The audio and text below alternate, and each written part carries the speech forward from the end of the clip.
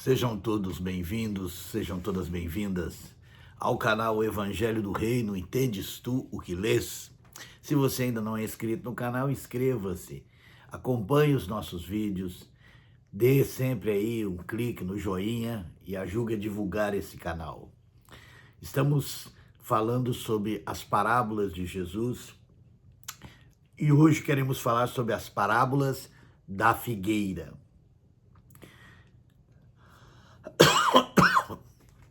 Desculpa.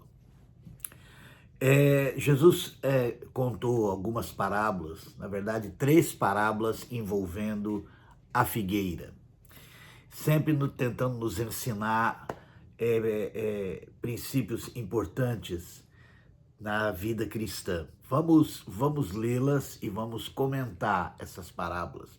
A primeira parábola está em Marcos, na verdade ela está em outras passagens, outros evangelhos. A gente escolheu a leitura de Marcos, capítulo 11, do versículo 11 ao 14. Diz assim: Jesus entrou em Jerusalém e foi ao templo. Tendo visto tudo ao redor, como fosse já tarde, saiu para Betânia com os 12. No dia seguinte, quando saíam de Betânia, Jesus teve fome. Vendo de longe uma figueira que tinha folhas, foi ver se nela acharia alguma coisa.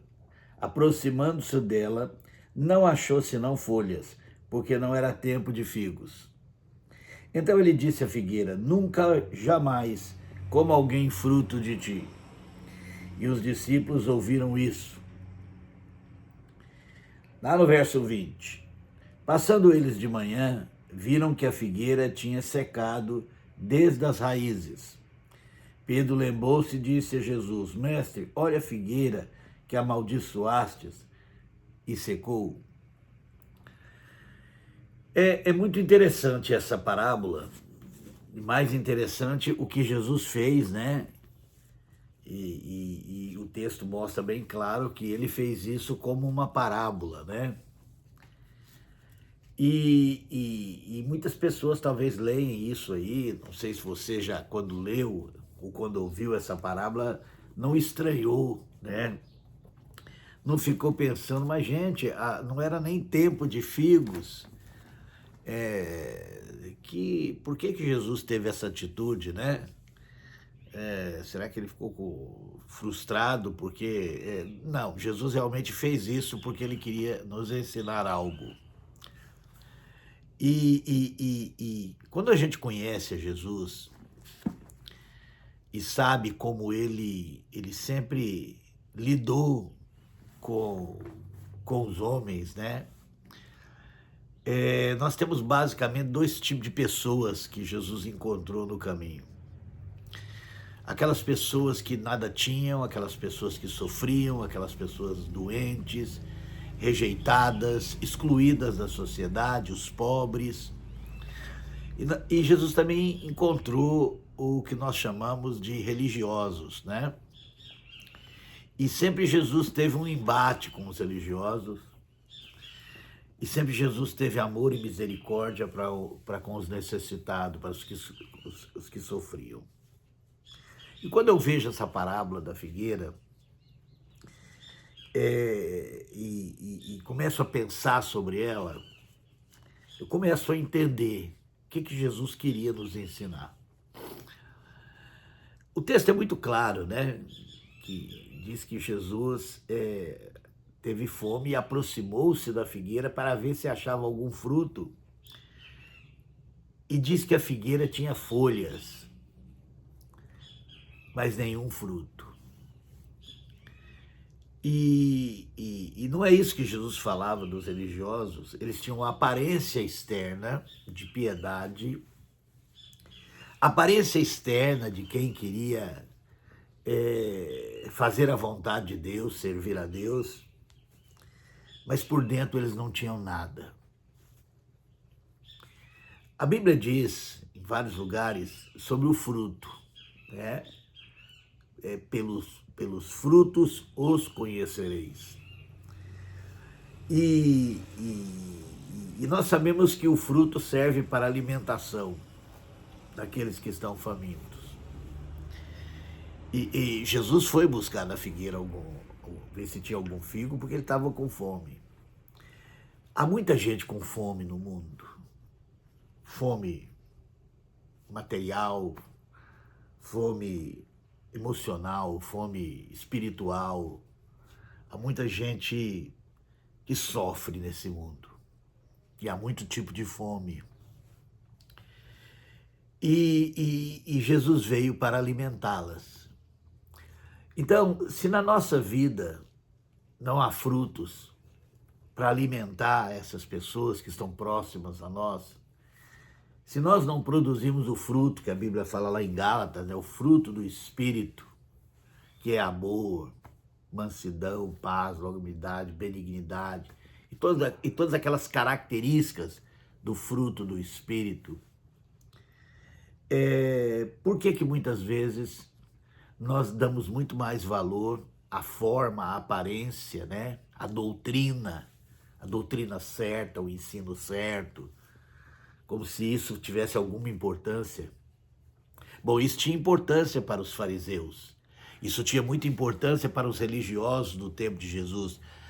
Isso tem muita importância para a religião em geral, né? A religião se preocupa muito com essa questão da doutrina certa, do ensino certo, da teoria, né? Desse aspecto. Ela se preocupa muito também com costumes, né? Com moralismos, né? O que é certo, o que é errado, né? Mas o evangelho não tem nada a ver com essa preocupação. O evangelho não está centrado nisso. Mesmo porque toda a nossa salvação é obra de Cristo. Está em torno da pessoa e obra dele. E não tem nada a ver com essa questão de temos que ter o ensino certo, a doutrina certa, o entendimento certo, porque nós somos alvos da graça de Deus. Não tem nada em nós que faz com que nós alcancemos a salvação. Ela nos foi dada por Cristo. Independentemente do que nós entendemos, se nós entendemos tudo, não entendemos nada, se nós temos a compreensão ou o ensino certo, não é, apesar da religião estar centrada nisso, que se você não tiver o conceito certo, a ideia certa, a crença certa, ou se você não tiver a forma, né? A questão daquilo que as pessoas veem, das folhas. Mas o Evangelho de Cristo tem a ver com o fruto. Porque é o fruto que mostra se realmente temos sido salvos por Cristo, se realmente fomos alcançados pela graça de Deus. A graça de Deus foi dada a todos os homens, mas sabemos que nem todos são alcançados pela graça de Deus. E não por causa de Deus, mas por causa de algo que existe no nosso coração. Às vezes damos muito mais importância para as formas, para o moralismo da religião, do que realmente em ser uma nova criatura, do que realmente que as nossas vidas possam realmente alimentar os famintos. Porque é para isso que fomos salvos. Jesus é o verdadeiro alimento. E se ele está em nós, nós também podemos levar esse alimento nas nossas vidas para as outras pessoas. E muitas vezes é isso que acontece, a religião é um engano. A figueira enganou Jesus. Mas ele, então, amaldiçoou. Vamos inverter a situação. Vamos supor que Jesus estivesse passando por ali e visto aquela figueira mirradinha, sem folha, ali quase morrendo. Talvez a história fosse diferente. Talvez Jesus teria curado aquela figueira, dado uma palavra de cura, e a história teria sido diferente. Quando eles voltaram de Jerusalém, eles poderiam ter encontrado aquela figueira cheia de folhas e cheia de frutos. Mas não. Aquela figueira, ela tinha folhas, ela tinha aparência, mas ela não tinha fruto. Outra parábola que nós encontramos aqui é a parábola que está em Lucas, capítulo 13, do versículo 6. Então Jesus proferiu essa parábola. Certo homem tinha uma figueira plantada numa vinha. Indo procurar nela fruto, não o achou. Pelo que disse ao viticultor: há 3 anos venho procurar fruto nessa figueira e não o acho. Corta, porque ocupa ainda a terra inutilmente. Ele, porém, respondeu: Senhor, deixa este ano até que eu a escave e a esterque. Se der fruto, ficará, senão, depois a mandarás cortar. Mais uma vez, Jesus conta uma parábola envolvendo a figueira. Nesse caso aqui, o problema é semelhante, né? Uma figueira que ocupava um espaço numa via e que não dava fruto. Diz aqui que o dono da vinha já vinha 3 anos procurando fruto nela e ela não dava fruto. Então ele mandou cortar, porque ela só ocupava espaço. E o servo desse dono da vinha disse: não, espera um pouco, me deixa eu, esse ano ainda, escavar ali em torno e pôr esterco, adubo, né? Para ver se ela reage e consegue dar fruto. Jesus proferiu essa parábola quando ele estava falando, no texto anterior, sobre a necessidade de arrependimento. Interessante isso, não é? É interessante essa questão. Olha o que diz aqui, verso 5, 13:5. Não vos digo antes, se não vos arrependerdes, todos de igual modo perecereis. A necessidade de arrependimento. Eu já falei aqui que a palavra arrependimento é uma tradução da palavra metanoia. Originalmente, a palavra que aparece no Novo Testamento, quando Jesus fala sobre arrependimento, é metanoia. Mudança de entendimento, mudança de rumo para as nossas vidas. E esse é o ponto, né? Porque tudo nos foi dado pela graça de Deus. Toda obra de salvação é obra de Cristo. Não tem nada a ver com alguma coisa que nós possamos fazer para alcançar perdão. Perdão nunca vai ser resultado de nada que nós possamos fazer, muito menos a graça de Deus. Mas precisamos mudar a nossa maneira de entender as coisas, para que essa graça possa realmente nos salvar. E para mim, essa é toda a diferença. Cabe a nós essa disposição aqui e aqui no coração de querer mudar. De querer mudar de quê? Da nossa maneira de entender como se serve a Deus.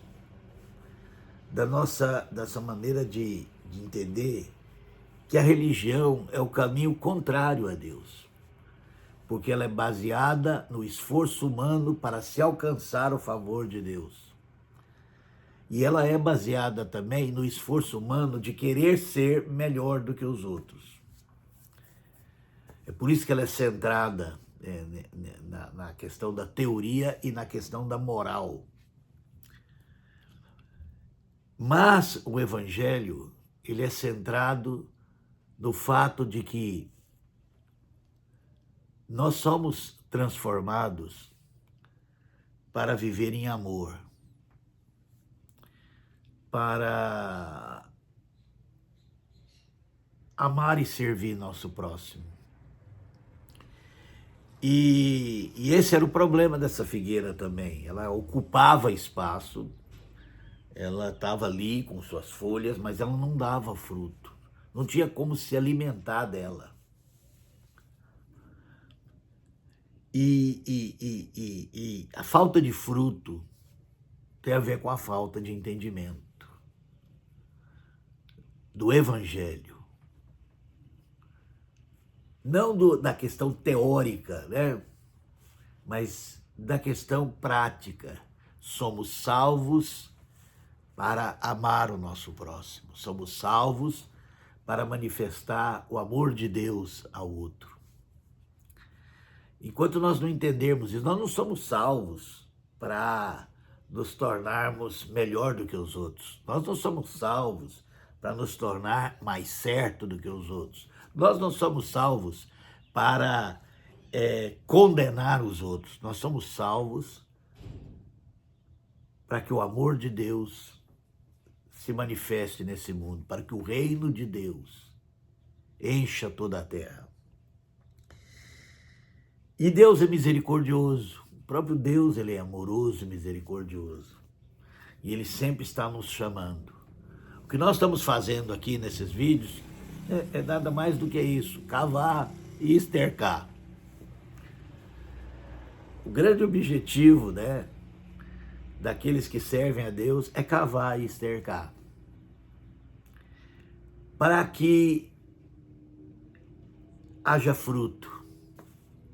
Porque às vezes a religião nos engana. Muitos ouvem, né, a grande maioria ouve o Evangelho pela religião. E ao invés de mudar, haver essa mudança, esse entendimento, que agora, que antes que nós servimos a nós mesmos, agora nós vamos servir ao nosso próximo, nós somos levados a entender que o que agrada a Deus é ir em culto, é cantar, é seguir regras, doutrinas e coisas desse tipo, né? Frequentar a sinagoga, né? Obedecer à lei e coisas assim, né? A lei hoje são as doutrinas das religiões. E quando, na verdade, nós somos salvos para sermos uma nova criatura, para construirmos pontes para que as pessoas conheçam a Deus, para servi-las. E muitas vezes nós não temos esse entendimento e acabamos não dando fruto. Nós nos enchemos de folhas e não damos fruto. E é por isso que Deus levanta, né, esses servos dele que tem por objetivo cavar e estercar para que essas figueiras não sejam arrancadas, né? Que Deus possa nos abençoar à medida que nós lemos e começamos a entender o Evangelho de Cristo. Para terminar, nós vamos para a última parábola que envolve a figueira. É uma parábola que fala sobre a volta do Senhor.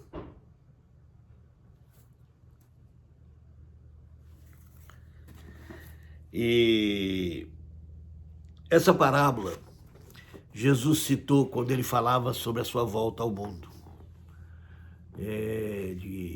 Falando para aquele povo, os discípulos que eram judeus, de tudo que iria acontecer.